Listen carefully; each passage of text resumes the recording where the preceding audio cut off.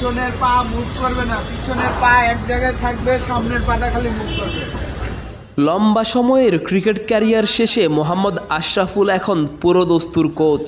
বিপিএলে রংপুর রাইডার্সের সহকারী কোচ হিসেবে দায়িত্ব পেয়েছেন। ইতোমধ্যে সাফল্যের ঝুলিতে গ্লোবাল সুপার লিগের শিরোপা। অনায়াসেই বড় বড় ক্লাবগুলোর সাথে এখন কাজ করতে পারেন। তবে আশরাফুল নিজের কোচিং ক্যারিয়ারকে নিয়ে ভাবেন ভিন্নভাবে। বলগুলো সব পুরানো, নিজেকে বল এত উপরে উঠবে না। বড় ক্লাব, বড় দল কিংবা পেশাদার টুর্নামেন্টে কোচিং করানোর ক্ষেত্রে খুব বেশি শেখানোর কিছু থাকে না। ক্রিকেটারদের কেবল দিক নির্দেশনা দেওয়া, নিজের অভিজ্ঞতা ভাগাভাগি করা আর মানসিক দৃঢ়তা তৈরি করাই মূল কাজ ওই পর্যায়ে। বিশেষ করে ম্যাচের পরিস্থিতি অনুসারে ক্রিকেটারদের সঠিক বার্তা দেওয়াটাই তখন গুরুত্বপূর্ণ। কিন্তু আশরাফুল নিজ হাতে ক্রিকেটারদের গড়তে চান। তাই তো বড় পর্যায়ের কোচিংয়ের সাথে তৃণমূল পর্যায়েও কাজ করছেন।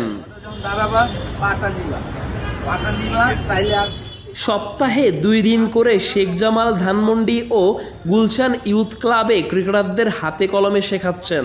মঙ্গলবার ডেইলি ক্রিকেটের সাথে আলাপে শেখ জামাল ধানমন্ডি ক্লাবে বসেই টাইগারদের সাবেক সুপারস্টার জানালেন নিজস্ব দর্শনের কথা। শুধু বড় পর্যায়ের কোচিংয়ে বার্তাবাহক বা মেসেজ পাস করেই কোচিং ক্যারিয়ার টানতে চান না। এখানে আসি সপ্তাহে 2 দিন, আবার গুলশান ইউথে আমি সপ্তাহে 2 দিন, এরকম করে এই জায়গায় আমি কোচিংটা শিখবো আর কি। এগুলো আমি শিখবো যে কী করলে বেসিক্যালি স্ট্রং হবে।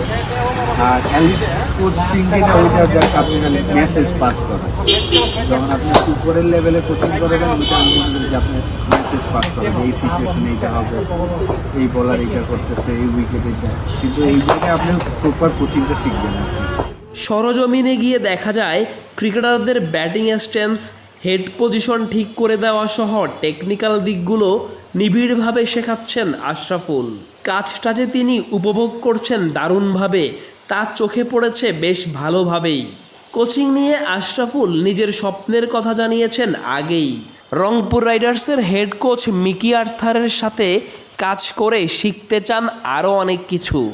আমি আশা করব যে মিকি আর আমাদের হেড কোচ, তার সাথে থেকে আমি অনেক কিছু হয়তো শিখতে পারবো। অবশ্যই আমি আমার এক্সপিরিয়েন্সটা তো শেয়ার করব, খেলার এক্সপিরিয়েন্স, দেখার এক্সপিরিয়েন্স, সেটা তো আমি আশা করি প্লেয়াররা উপকৃত হতে পারে।